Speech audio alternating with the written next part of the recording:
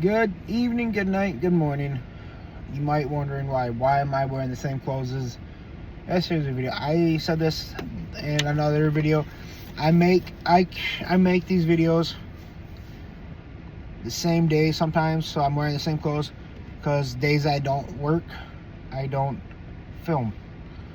Well, I could. My wife could be in the background if she wanted to, but I choose not to because I choose to do it in my van. Reading with me in my van. That's kind of what I've been doing.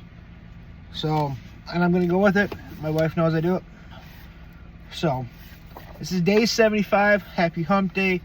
But you're in Australia or Japan. Happy Thursday. Hope you all had a good week so far. Depends on where you're at. The weather's been weird in Michigan. That's where I live. Day 75. Grounded. No, that's not what you guys think it is. I hope not.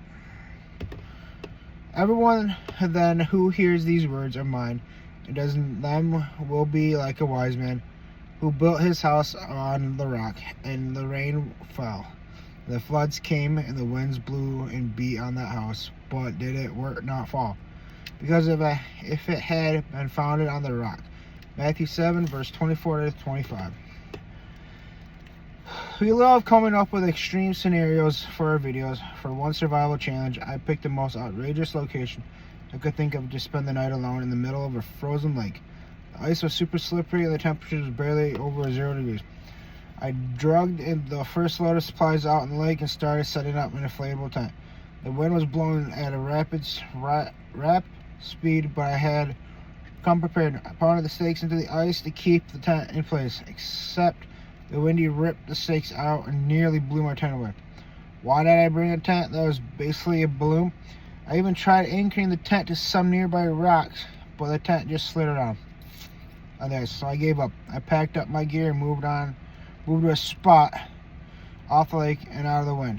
I realized that my tent was never going to stay still on the icy lake. The ice was a terrible foundation for a campsite. When Jesus talked about foundations, he wasn't speaking of actual houses or campsites. He was teaching people to base their lives on him. One way to do that is to build our relationship on solid ground. That doesn't mean all your friends need to be Christians, but it does mean that your relationship starts from a place of respect, honesty, and kindness. Have you ever tried to make friends with a popular kid by pretending to like something you don't actually like? That's a slippery foundation. You can't really be friends with someone who doesn't know and respect the real you.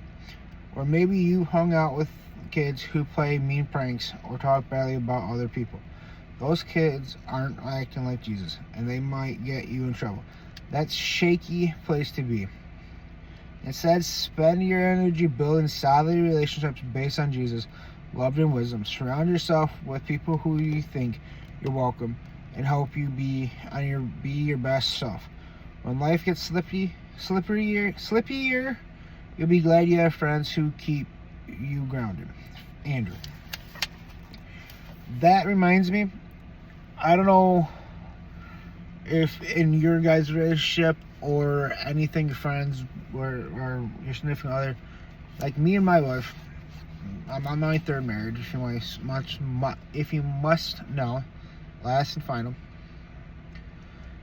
We're going on 5 years next month together, and 3 years in December married.